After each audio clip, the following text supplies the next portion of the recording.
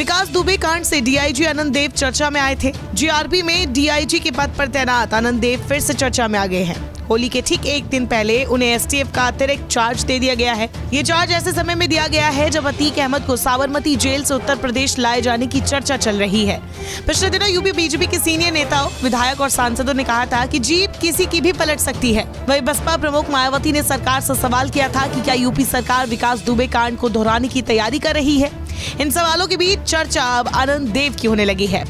उत्तर प्रदेश के प्रयागराज में राजू पाल हत्याकांड के मुख्य गवाह उमेश पाल की मर्डर से चीजें काफी बदल गई है।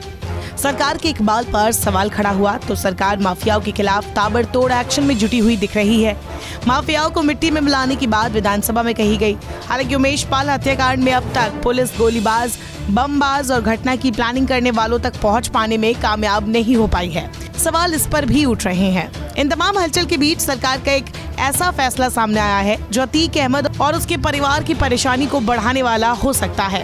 दरअसल प्रयागराज के उमेश पाल हत्याकांड में अतीक अहमद और उसके परिवार के लोगों का नाम सीधे सीधे जुड़ा है। इस हत्याकांड से जुड़े 2 आरोपियों का पुलिस एनकाउंटर भी कर चुकी है। वही एनकाउंटर स्पेशलिस्ट के नाम से जाने जाने वाले आनंद देव को बड़ी जिम्मेदारी दी गई है। आनंद देव का नाम कानपुर के बिकरू कांड में खासा चर्चा में आया था। डीआईजी आनंद देव को एसटीएफ में नई जिम्मेदारी दिए जाने के अब कई मतलब निकाले जाने लगे हैं। यूपी सरकार के मंत्रियों की ओर से कानपुर के विकास दुबे कांड की तरह गाड़ी पलटने की बात प्रयागराज हत्याकांड मामले में खुलेआम कही जा रही है। मामले में आरोपी बताए जाने वाले अतीक अहमद ने भी कोर्ट में अपनी सुरक्षा को लेकर अर्जी लगाई है। अतीक का परिवार भी लगातार चिंता जता रहा है। मीडिया के सामने अतीक अहमद और उसके भाई अशरफ की सुरक्षा की चिंता होने की बात कही जा रही है। दूसरी तरफ आनंद देव की एसटीएफ में तैनाती ने अतीक परिवार की चिंताओं को और ज्यादा बढ़ा दिया है। बता दें, विकास दुबे कांड के बाद आनंद देव तिवारी की तस्वीरें और ऑडियो वायरल हुए थे।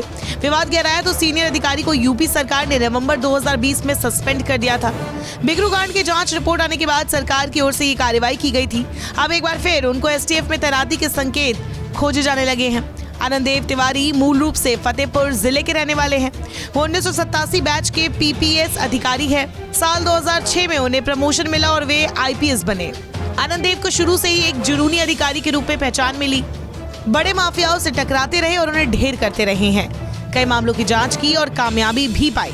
अपने काम के दौरान किसी भी तरह के एक्शन की परवाह किए बगैर काम को पूरा करने वाले अधिकारी के रूप में उन्होंने अपनी पहचान बनाई है।